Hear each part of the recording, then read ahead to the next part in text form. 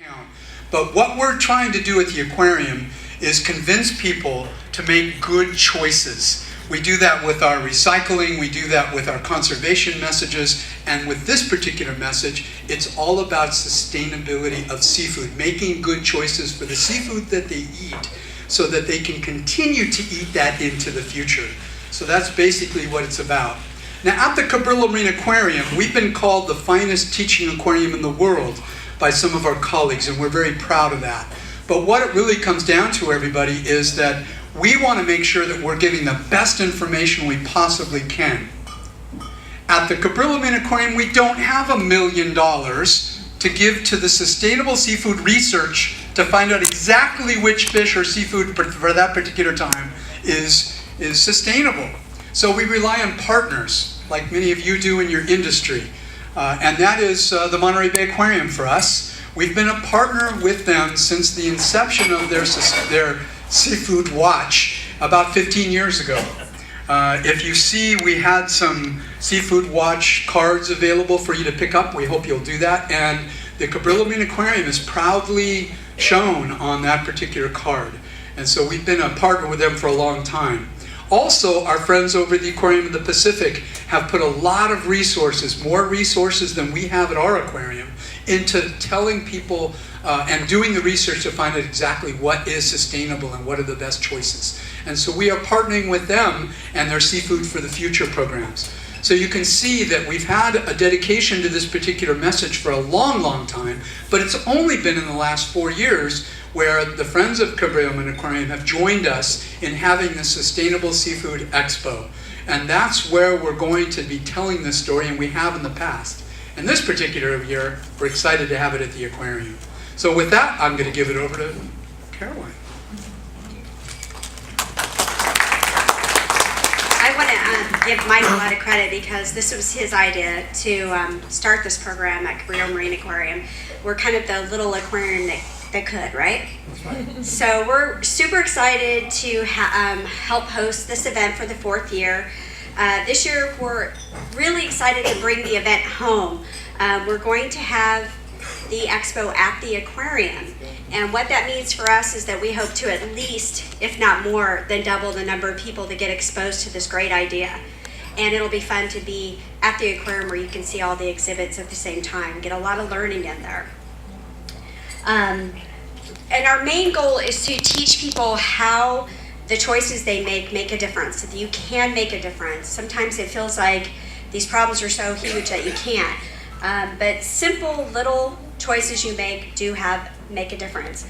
We're happy also to announce that we're going to have Adrian Grenier back again this year. He's the star of Entourage. And the cool thing is this year he was named a UN Goodwill Ambassador because of his love of the ocean. And he's going to be bringing a special message about the strawless ocean. And we're going to kind of kick that off with you guys here tonight. We want you to bring with you a box of paper straws to try out at your restaurant, and then give us some feedback of what kind of what your customers say and how they react to it. We'll give you some information to train your staff as well. Every single day, I actually wrote this down wrong as every year, but every day Americans use 500 million straws. So if we can cut that just by 40%, that saves 200 million straws a day and billions over the course of the year. And you can help us with this just by not automatically adding the straw to the drink and making people request it. Then when they do request it, if you can replace that plastic straw with a paper straw, you make a big difference in the lives of the animals. And obviously some of that plastic ends up in our bodies too because the fish eat it. Sometimes it kills them because the straws go up their noses or in their stomach and clog their systems, all kinds of terrible things. So this is one very simple way you as people in the food industry can make a big impact. Imagine our ocean with billions fewer straws in it. So also, if you look over here on this table, there's all kinds of different servingware and cups. They're all donated for the expo, and the idea is if you can take some of those products that are a little more environmentally friendly back to your businesses and start using them, you'll have yet another impact. If you're a chef participating in the expo on October 1st, make sure you get your photo taken over there in that corner. And also Lori Stokoe's here. Lori, wave your, she's back there in that corner. She's taking photos of the food tonight. And she'd also like to make an appointment with all the chefs to come to your restaurants and photograph the food you're going to be making at the expo. We have a really beautiful book that we pass out to our VIP participants, and also we're going to sell the cookbook this year to try to support these efforts. I want to quickly introduce my staff, so you know some of the people that have been calling you and nagging you and bugging you and encouraging you, let's say.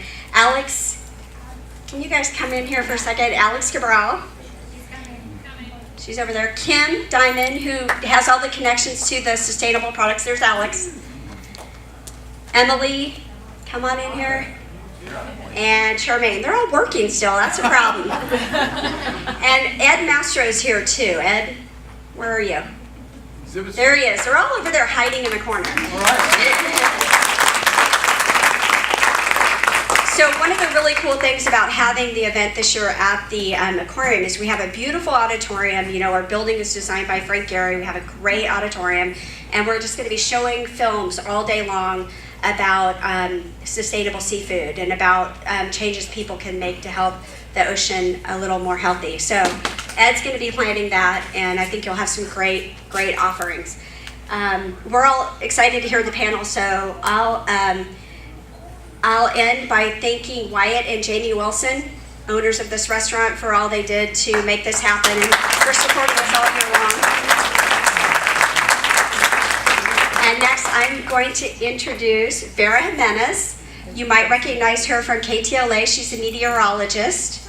And also, she owns a restaurant in Hermosa Beach called Hermosa Beach Fish Shop. So she has an interest in many ways on this topic, and we're really excited to have her. Come on up, Vera.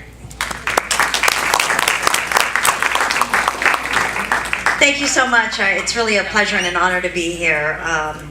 This is really important because before I'm a restaurant owner, I'm a meteorologist, and I really care about what happens to our ocean and the planet. So this is a really, really important topic for me personally on multiple levels. So we'll go ahead and start with the panel because these are the experts. These are the people that are bringing and supplying our seafood consumption, and so we're very grateful to them. I want to take a moment before I start to introduce each of our panelists. We'll begin on this end in the plaid shirt, Chef Paul Buchanan of Primal Alchemy Catering. Kelly in the beautiful blue dress, lovely. Kelly Stromsberg from Catalina Sea Ranch. And then Rex Ito with Primetime Seafood. And last but not least on the end, Mr. Logan Koch from Santa Monica Seafood. So thank you all and welcome. I'm going to begin with just some pre-written questions.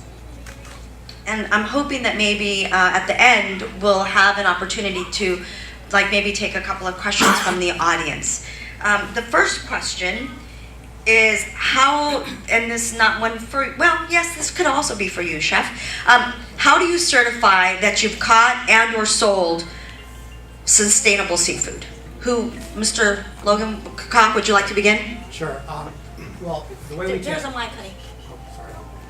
the way we do it is, I think it's a good model for everybody here, is that we started off about 14 years ago.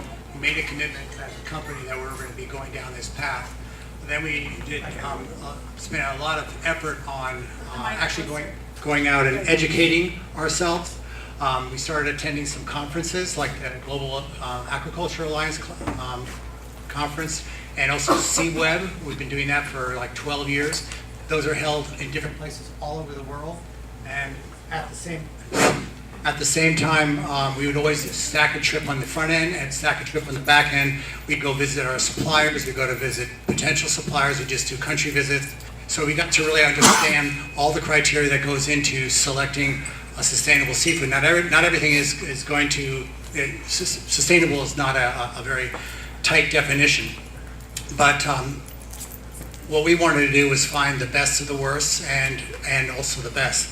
So somewhere between that, we got to be a collaborator with the Monterey Bay Aquarium on the Seafood Watch program. So we now have the use of their metrics. They look through all of our products that we submit every year, and they certify whether or not we have ranked them properly.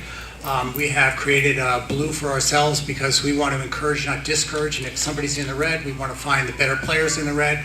But ultimately, in answer to your question, is that we're guided by credible certifications, by FIPS and APES, and on the certifications, it'd be MSC, it'd be GAA, which is a Best Agricultural Practices, ASC, Agriculture's Stewardship Council, Global Gap, and then some, a few others possibly. But between the credible certifications, the FIPS, the APES, the Monterey Bay systems, we have a good handle on what we are selling. So we know what we're doing. But we are selling res, quite frankly. But what we do is that when you buy, we put it right on your invoice. And on your invoice, you'll see if it's a red, it'll be noted as a red. It'll be a 1, and you'll get a grade point average for your whole invoice. For those that don't know, what does that mean? What does a red mean? Okay, so red is what is considered by the Monterey Bay criteria to be an at-risk species, or an at-risk species within a fishery or within a location. So sometimes, between the fishing methods and where it's happening, the governance of that area, all these things can contribute to whether the stock is well maintained or not, or the aquaculture practices are well policed. So red is something that you should avoid. So we're trying with this system is to educate our customers away from the reds towards better choices, just as Mike said, better choices. And then we also know that we have to encourage and not discourage, because this is a process. This is something that takes a long time. And so if you immediately discourage by just blanketly saying everything is red, I'm not going to get into it, then you really have not given voice to those that are trying to get out of that red. And so we try to recognize them, and that's where we go with blue. So it's research, and it's credible, and it's valid. We do validate. I wanted to pass the mic over to Mr. Ito. Mr. Ito, I was looking at your website. You do some aquaculture, and then you also do some wild catching, correct? Correct. Correct. So for you, in terms of like the practices that you use in your aquaculture, are there sustainability rules and guidelines that are specifically laid out for you?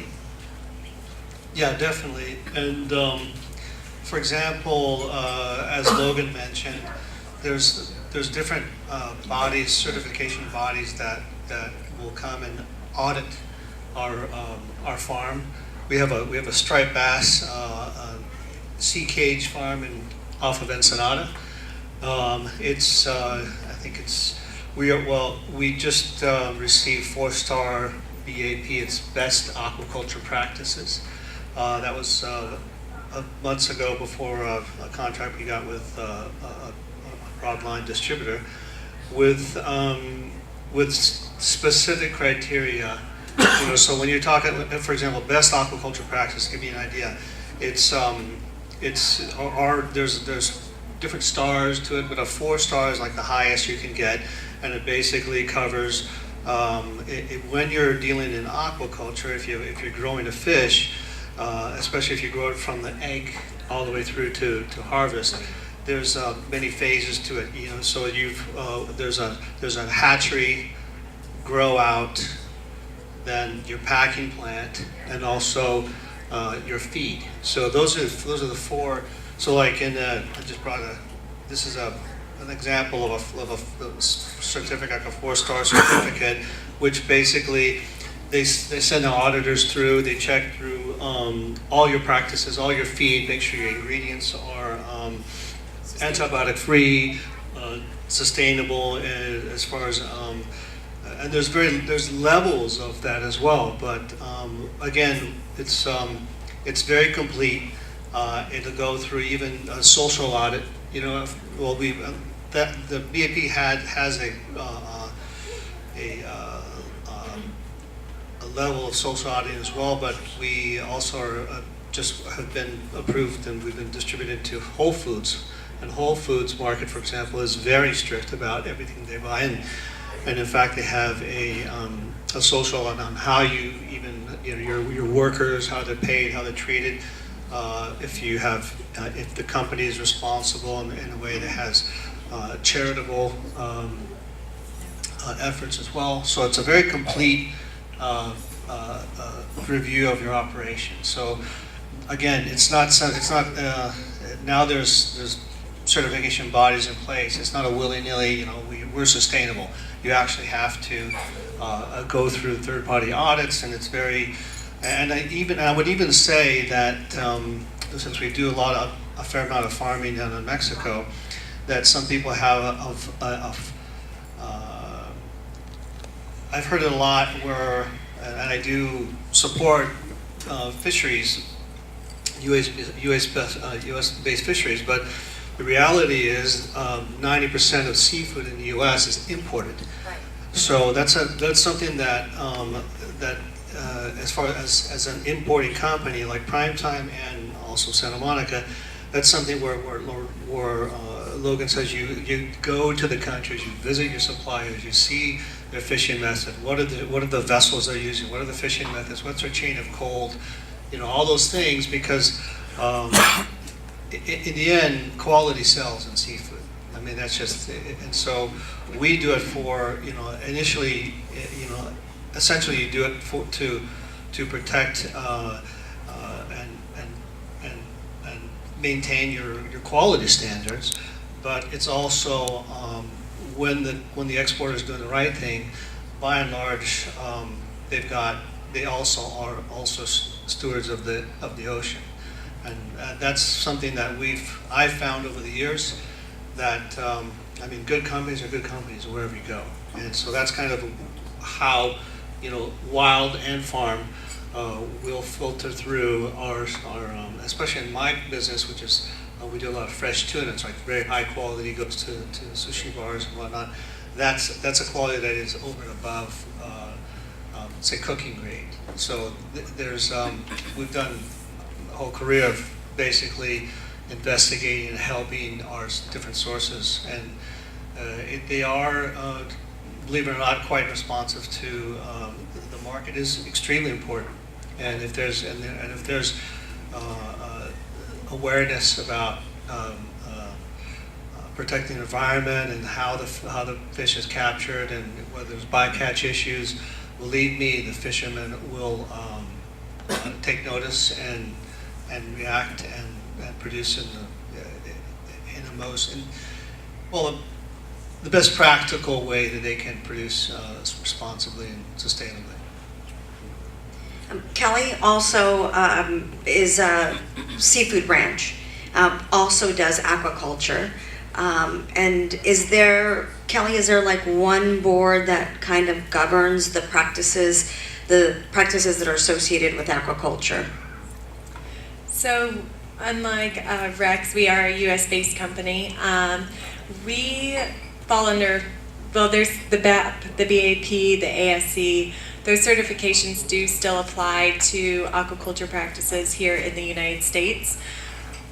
We at Catalina Sea Ranch, so we are a beginner startup company. So we're actually about to just release our first product. So we personally haven't gone through those certifications yet. One thing that is good about us, though, is sustainability is high priority for us. So what we do is we grow what we call low trophic organisms. So things like your shellfish, your mussels, your oysters, anything that's like a filter feeder. So you actually aren't having to put feed into the water to feed them. They're just naturally filtering out the water. We also are looking into growing macroalgae. So again, you don't have to feed the organisms, they just live off the sunlight. So these are really important organisms because they're high in protein, they're very healthy for you, they don't take much to grow.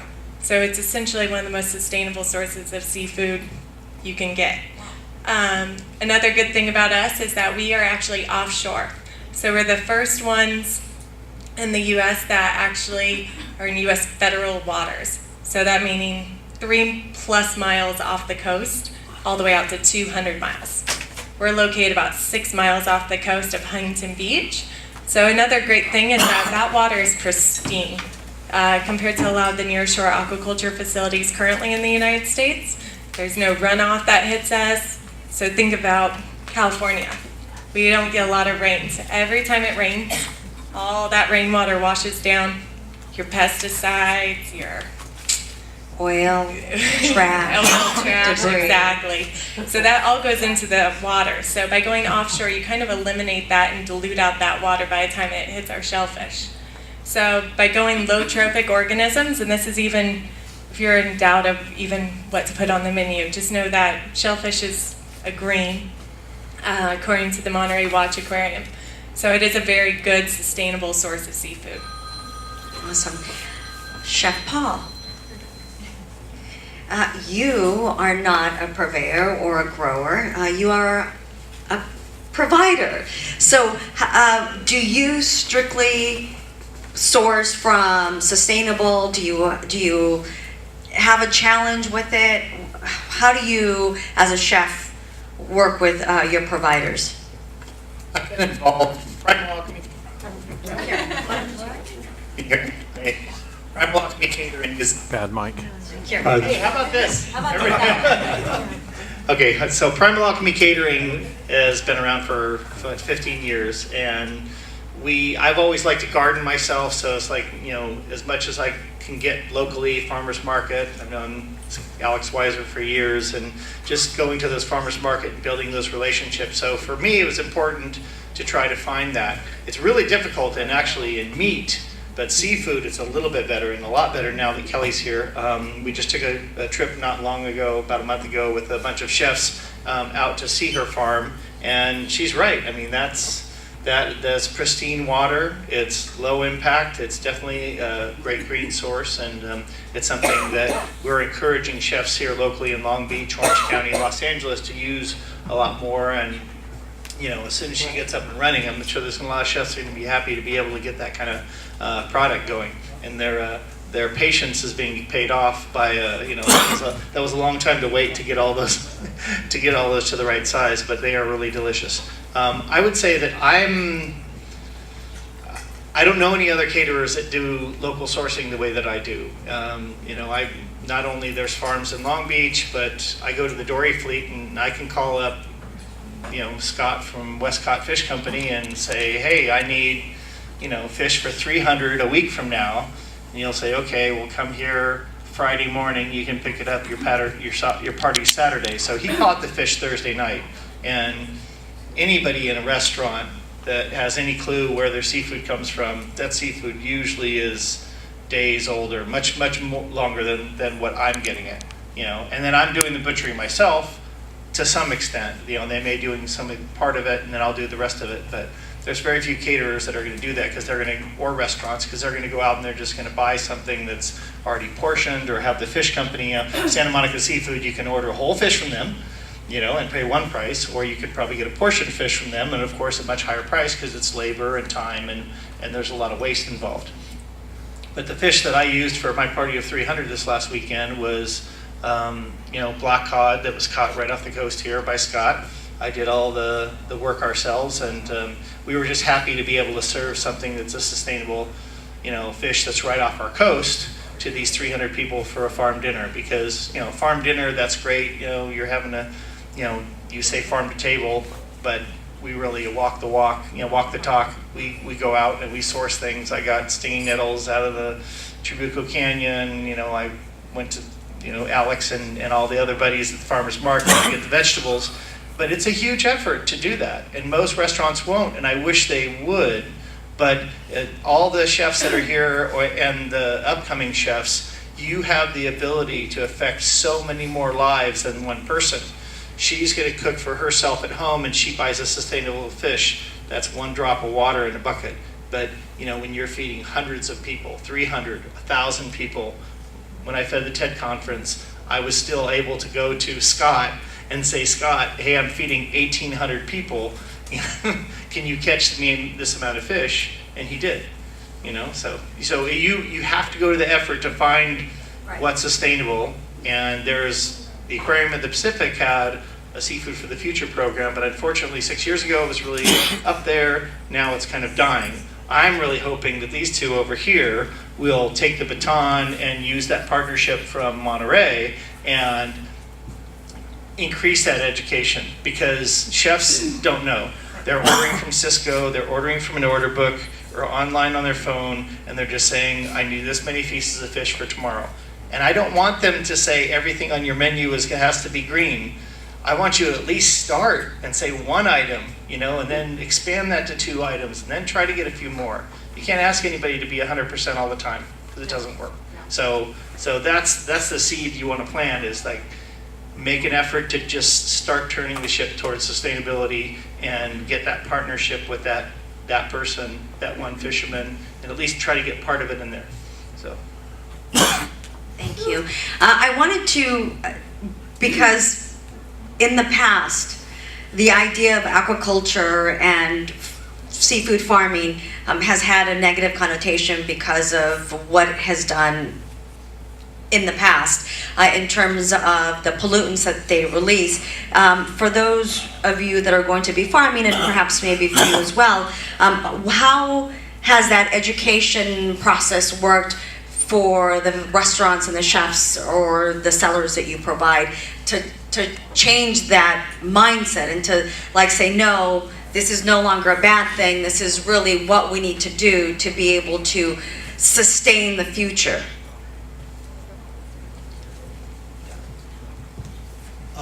So yeah, that's an excellent question, and I think everyone in the seafood business and everyone who have restaurants will probably get that question from your customer saying, I get it all the time. Is this wild or farmed? And they said, and they said, I don't eat farmed, farmed fish. And it's really, honestly, farmed fish has got, in my opinion, our opinion, it's not a bad rap in many cases, because I'll say that in my background, I started as a marine biologist and worked for 10 years in shrimp farming and aquaculture back in the 80s, and lived in South America, and we developed shrimp farm technology in Ecuador. So I was kind of in the beginning of that. The same thing in the salmon industry. That was a few decades ago that I started. So I would say that, to be honest, obviously in the beginning there's a lot of mistakes made. Throwing antibiotics at it and trying to make these animals live, and et cetera, et cetera. Well, later on that gets replaced with probiotics, replaced with low density, and a lot of lessons are learned. So by and large, again, because of these, of how operators have to, you have to take care of your environment. Right, but I think what I would like to know is what each one of us here can do to take that message. How do you explain in 3 sentences or less that farming and that aquaculture is no longer a bad thing, that it is a good, sustainable option, so that when people see farm raised blah, blah, blah, blah, blah, when they go to the store or when they see it, and they ask, for example, me, and people say, well, I only eat wild caught, and you have to explain to them, look, wild caught isn't necessarily good, because if you're eating a fish that is close to the endangered list, you're not doing anybody a favor. So what's the message that each one of us needs to take, or what's the message that you want to give, especially to the young chefs that are up and coming, that these are practices that are no longer necessarily a bad thing? That yes, there are still probably practitioners out there that don't use sustainable methods, or how they ask their purveyors, what are the things that they need to look for so that we can take it away? So just real quickly, very simply, what I like to, when I talk with restaurants or servers who get the question, a lot of times they'll get that question, and what I'd like to tell them is, let's say, listen, this fish, just like any of your produce that you or poultry or that you source, you like to investigate your source of where that came from, and in the fish industry, the seafood industry, what I would, as a server or retail clerk, you want to say yes, this fish is farmed and is farmed from this farm, that we have investigated their practices and we From other parts of the world, and you're looking for farmed fish, are there regions that you stay away from? Are there areas that are best to go for farmed?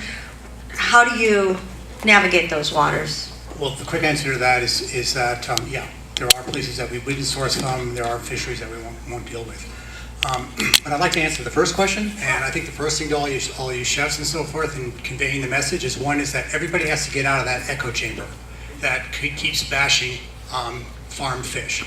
It's an echo chamber that's repeated. It's usually defers to very old information that is reborn and resurfaced by people who have other agendas. So you've got to get it out of the echo chamber, one.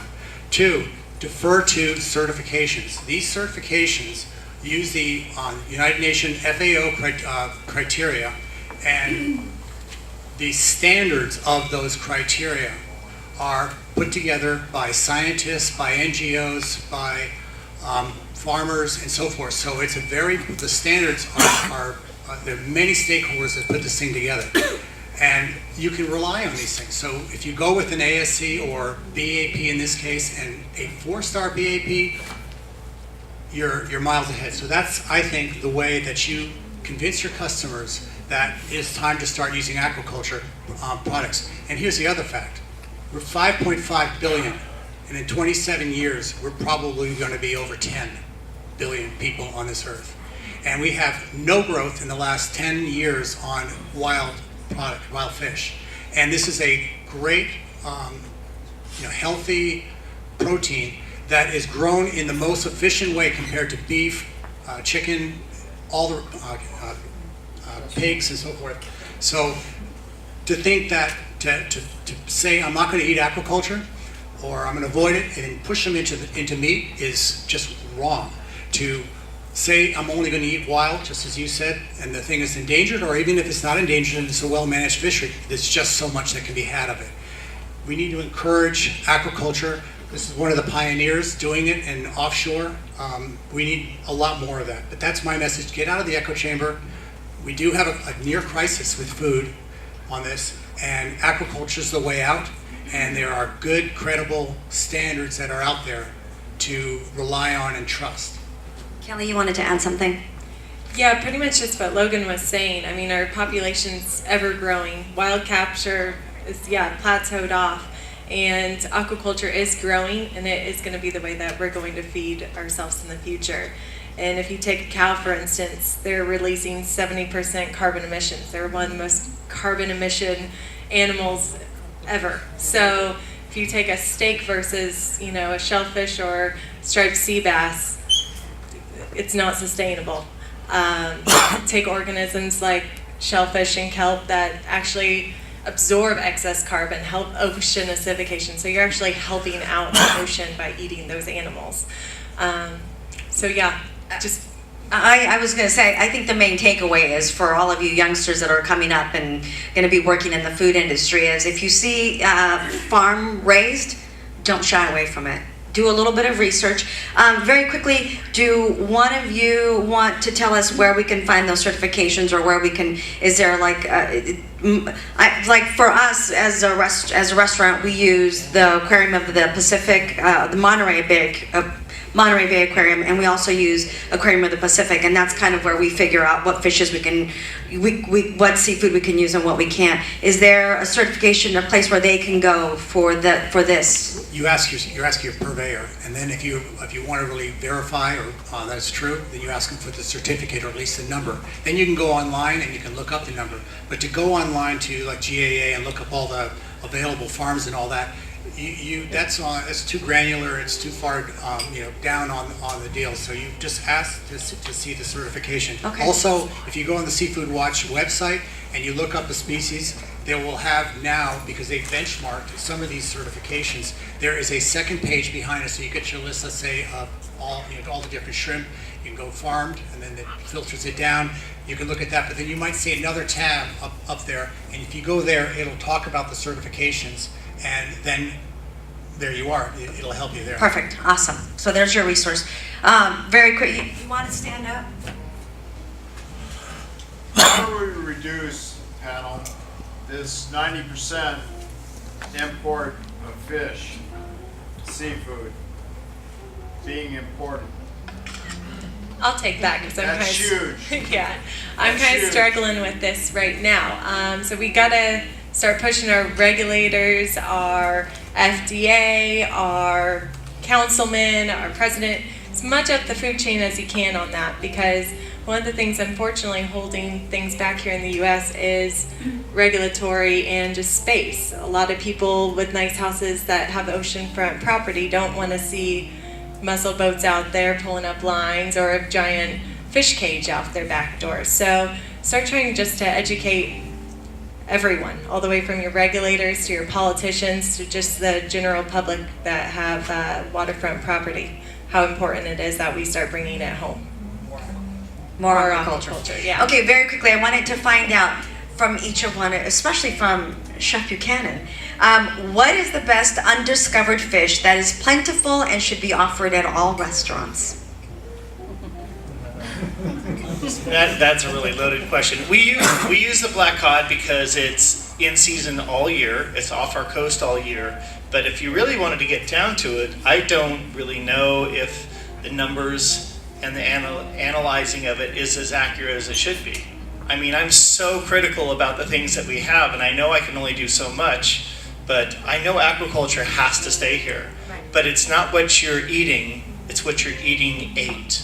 Because the protein that you're feeding the fish to get 1 pound of fish, do I have to feed it 5 pounds of protein to get 1 pound of protein? Or do I have to get, and then and I know Ray knows it like probably intimately much better than I do, is that ratio is part of the stuff that you want to get investigated that may be on the documentation over there. But you need to do your own homework as a chef to understand, you know, what's out there and what's available. So which fish is a really loaded question, because there's so many regulatory commissions that are looking at all these fish, but which one really is sustainable? I mean, I know as chefs right now, we're going bluefin tuna is not regulated well enough, and with our own ranks, we're like trying to take it off our menus like we did the Chilean sea bass years ago. But That's going to be a battle. Yeah, but the black cod now has replaced, to me, as Chilean sea bass, but unfortunately Japan buys up massive amounts of our large catch of our bigger fish of black cod. They go away, so what we get is the little ones. Do you want anyone have any suggestions? And lobster too. Our lobster here is some of the best lobster in the world. What do? We ship them overseas, and we buy all our lobsters from Maine over there. Right. Which is crazy. Why would we buy? Because it's price. Because they're it's willing to pay the price. We want cheap food. Well, I do have to say that I'm a big supporter of the cod. It's the fish that I always recommend when people ask me what they should order. They're like, well, what do you like? I'm like, I love cod. Get the cod. Get the cod. And here's what I always tell people: it's low in fat, high in protein. It's really affordable compared to the tuna, the ahi. I'm like, get the cod, it's really good, and it's plentiful, and it's totally sustainable. And they go, cod, yeah, I'll have the seared ahi, please. Okay, so you guys need to help us spread the word about cod and the benefits of cod. Here's a question that is going to be a little bit difficult and maybe a little challenging, but here's what I want to know from each one of you is anytime we talk about organic and sustainable and things that are good for us, we talk about like a price that is here and that is not necessarily accessible to everyone. I mean, like one of you mentioned shopping at Whole Foods. Well, if you look at a huge part of our population, they cannot afford to shop at Whole Foods. So they don't have access to sustainable fish or to organic grass-fed beef or sometimes to organic fruits and vegetables because of the price. So how do we make it so that when we talk about sustainability, it's not only for the people that can afford to pay for it? Because I think that's how we get everybody to participate? What's happening out there in the marketplace is that more and more wild fisheries and aquaculture facilities are becoming certified. So as more of them become certified, that starts to push the prices down, because now there's competition between them. In the organic world, a lot of it is, and in this world, this is not cheap. And so you do have to pay for it. But once it's done, it actually improves sometimes in a lot of ways your production, because you're following these best practices. But I think it's going to normalize as more and more get certified, and that's going to depress the price. It's going to do that. But on the certified side, the organic side, a lot of it is BS. Pardon me. But this is not. For my, when I think about sustainability and, these things that are good for us, I can't wait for the day when I can walk into, maybe not Ralph's, or yeah, even Ralph's, because they carry a lot of stuff. I want to be able to walk into a Food for Less in neighborhoods that are economically depressed and be able to see sustainable fish there. Tilapia. Tilapia. Absolutely. And I know a lot of people that eat tilapia. Tons of people. And see, that's a new one. Wait, Logan, what was that? Hake is whiting. There's in South Africa. There's in Mexico. There's lots. It's very much like cod. It can be used on almost every way that cod is used, and it's just not well known. Pollock's another one, but pollock's a little bit harder to get. The fisheries are well managed, but hake, the Mexican hake, I think Rex could speak to it even more. It's just completely underutilized. No, see, there you go. Folks, there it is. There's your underutilized, underdiscovered fish. Hake, how do you spell that, by the way? H-A-K-E. H-A-K-E. And the cod that the chef was referring to as a black cod is probably not the cod you're thinking about. Yeah. No, because there's black cod and then there's lane cod. And the cod from Alaska and that area. That's more probably in your store as well. Right, because it's not the black cod, because the black cod is really expensive. I would Right. never say that's affordable to my customers Right. compared to the seared ahi. But what we get from Alaska is more affordable, and that it's still in the cod family, and it's still sustainable because I looked it up when I was looking at. Exactly, it's one of those fishes that. Go ahead. You have a question, sir? What is the percentage in the world of wild versus farm seafood? I'd say it's definitely more than half is farmed. Okay. And that's growing. Versus 20 years ago. Versus 5 years ago. Okay. Yeah, and it's only going up. Okay. As Logan pointed out, there's population, and there's a lot. And also quality-wise, you'll often get.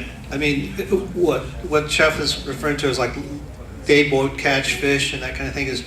It's an excellent. I absolutely would support that, but for the rest of the country who is not right here near a port, it's not accessible.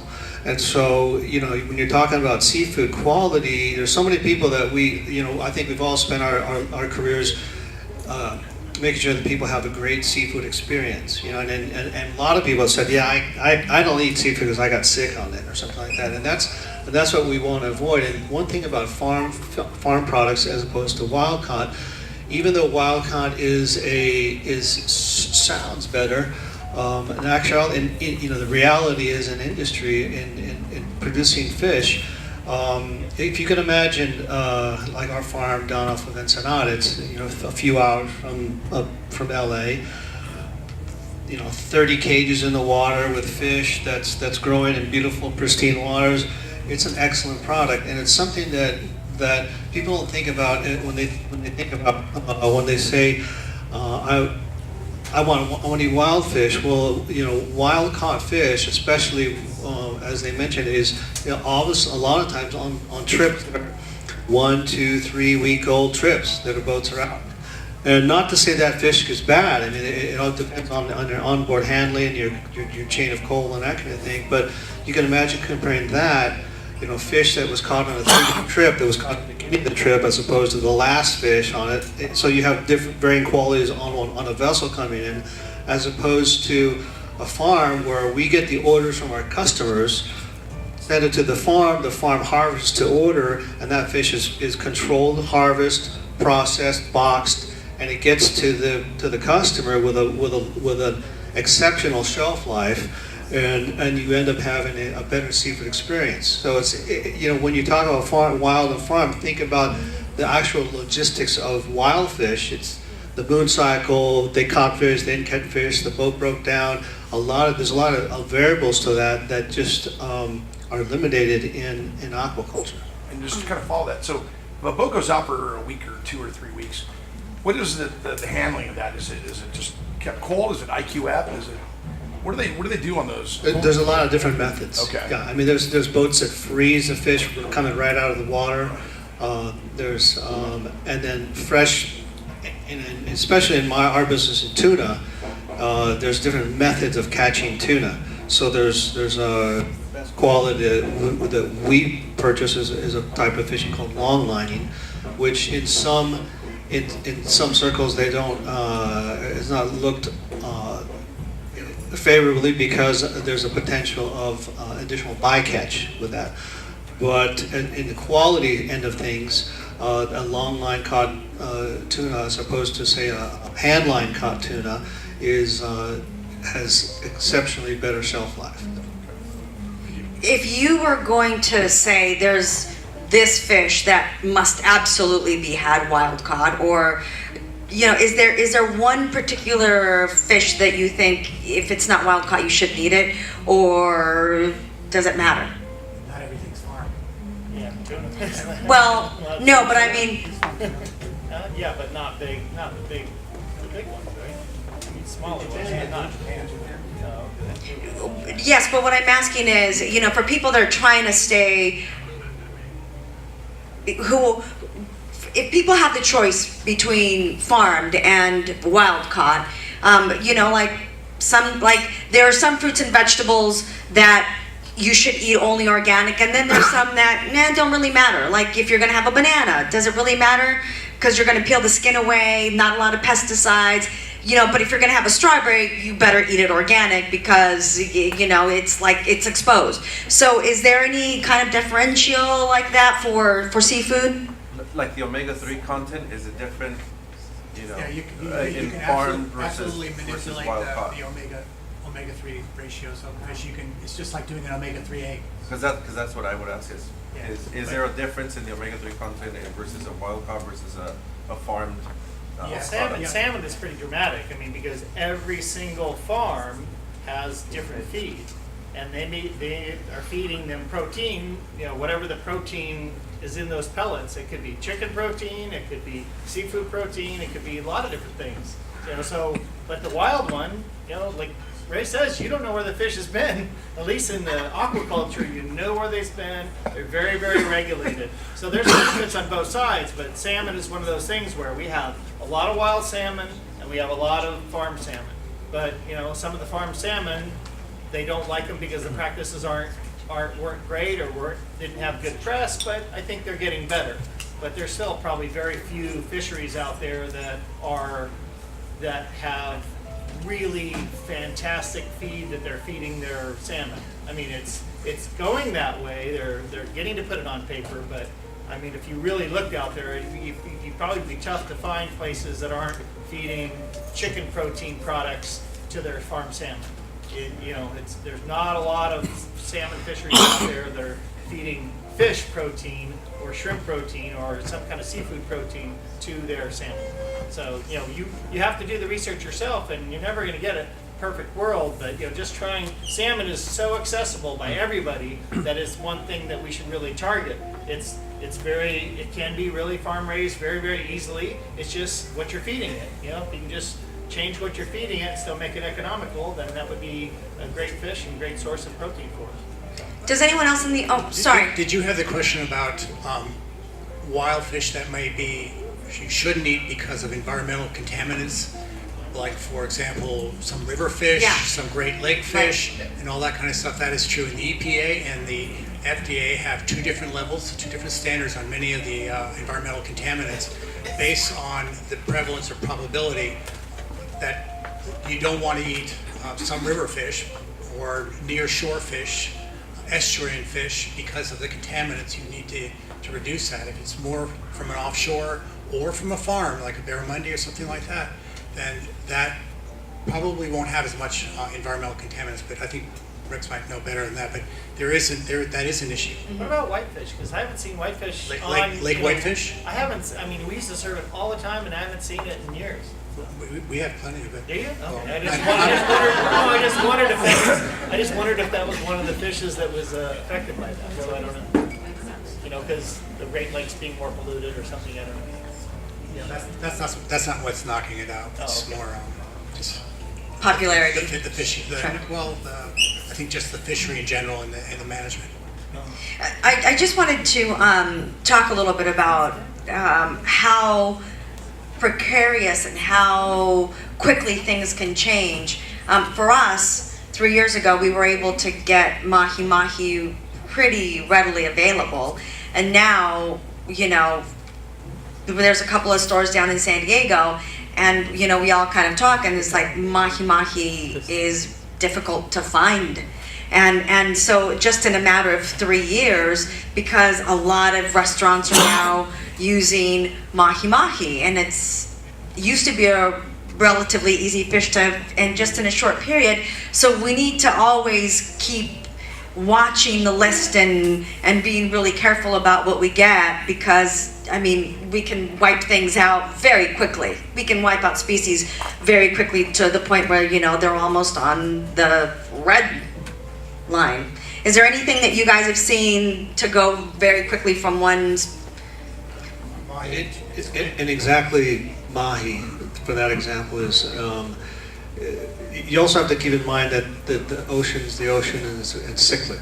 So you'll see, if you remember last year, there was a huge El Nino, and especially El Nino events every 7 to 11 years, you'll get a strong El Nino. Basically turns the ocean upside down, and where you caught tuna last year, you're going to be catching something from warm water, and vice versa, right? So that will turn the ocean, especially, for example, mahi would be affected by that. So the fact that there is a very strong El Nino event, most of the mahi that is imported in this country comes from Peru, Ecuador, Costa Rica, Panama, that area. And a lot of my the friends and suppliers down there have basically, they've been without fish for the last good 2 years. So, not to say that it couldn't bounce back, but that is keep in mind that the fisheries is very cyclic. Before we wrap up, any questions from the audience? No? Kelly, you picked up the mic, you have a comment? Yeah, I was just going to add something to that again, that goes back to if you buy with aquaculture, striped bass, you're growing that year round, you're probably supplying that year round. For our shellfish, we'll be supplying that year round. So by putting that on your menu, you could have a more consistent product that's reliable. They aren't worried about, well, I can't catch this fish this week, so sorry, you have to take it off your menu. It would be consistent. So just throwing that out there. Yeah, that's absolutely true. You're close enough. So, I think they started out the World Climate Conference this year with soon enough there'll be more plastic in the ocean than fish, something like that. So, we grow straws. Do you have anything to say about the plastic in the fish? Well, plastic is a huge problem in the ocean. It's a huge problem because all of us are on a daily basis using plastic in our lives. And I stopped, you can only do certain things personally, but as upcoming chefs and chefs of a restaurant, I'm saying you can multiply that and have a bigger effect. If in my catering business, we started saying, okay, we don't want to use plastic. So what can we substitute it for? Because somebody wants a compostable or something. Oh, we'll use PLA. They were telling us that PLA is okay. Well, come to find out, the PLA is not a compostable product, and it's being touted as one. And actually, if it goes in the batch with regular plastic, it actually ruins the batch and they have to throw the whole thing away, which goes into a landfill. So I'm actually having to go back to plastic because plastic is not compostable, but it is recyclable, and staying away from what they're saying is a PLA, which is a compostable plastic. It's not. If you have a straw that's made out of, what do you make your straws out of? Straw. Straw. Hey, make the straws out of straw. They compost. You know, they compost and they're going to go away. If I serve somebody, you know, something in a spoon, they eat the food and they put the spoon back. I'm going to use that spoon thousands and thousands and thousands of times. But every time we get a soda, every time we go through a drive-through, every time we get a glass of water at a restaurant and they put a straw in there, that's one of those 500 billion straws a day that are would just fill your house. Just the city of Long Beach, how many straws we use. It's incredible. We have to stop using as much plastic. It's crazy how much we use it. You say no to a plastic bag. Bring in your own bags to Trader Joe's or to wherever you go shopping, that's good. But every little effort that we all make is a small effort for one person. But when you're talking about you know, when I'm serving 300 people and I decide to use, I pay 5 more cents for my plate because I know it's a compostable plate made out of sugar cane instead of using the styrofoam plate.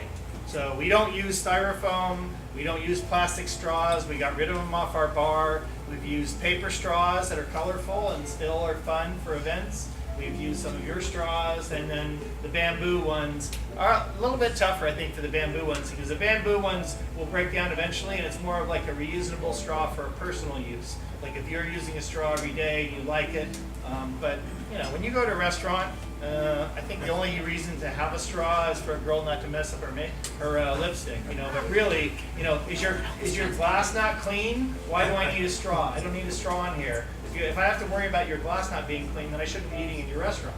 So you have the power of saying, I don't want a straw. If you go to a restaurant that you like, you say, I don't want a straw. If you go to a Thai food restaurant that has styrofoam, you start bringing in your Tupperware from home, and you say, hey, I want the pad Thai. And they go, what's this? It says, I don't like your styrofoam. If they get enough people to do that to them, they change their business profile. Because they get those complaints in, and we will change. So it's a customer that's going to be driving it. The person that are going to come buy from me, if they want something different, then I'm going to change. But as a chef, and an owner of a business, I have the ability to use those products over there. Use something that will turn back into dirt. And if I'm using something that's recyclable, then create a system within the restaurant, within my working environment, where I'm able to use that recycling. And I use City Recycling in Long Beach. It's great. We use it. We fill up probably as much stuff in the recycling bin as we do in our regular trash. Or you can do what I do and just don't give them straws.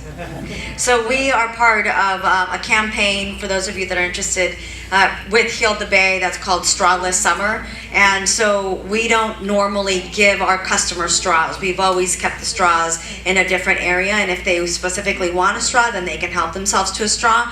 But we have the Strawless banner and sign right over the straws, so that if they're going to grab one, they have to see that first. So there's, if you just want to do something and you don't have access to Sherry's, what are they? Bamboo, what are they? Rye straws that are 100%, I'm sure, biodegradable. You can just opt to not give them one, or if you are a customer, opt to not take one. All right, so I want to take a moment and say thank you to all of our panelists for all of your knowledge, to the participants, and I'm going to hand it back to Caroline. Let's give Vera a hand for her great job as our moderator. Thank you very much. And I want to call up a very special lady. Where's Nora May?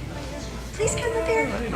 I want to give Nora May a lot of credit. She's been on our committee for all 4 years, and this evening was her idea, because we felt that it was really important for the restaurateurs and the people in the food industry to be able to talk to each other without all the customers grabbing at their delicious food. So this was her idea. She supported it all the way, and we really appreciate her. Thank you, Nora May.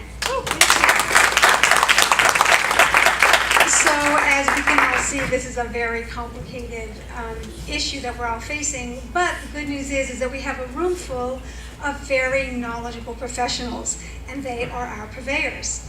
So I encourage us all in the industry to make good use of all the work that these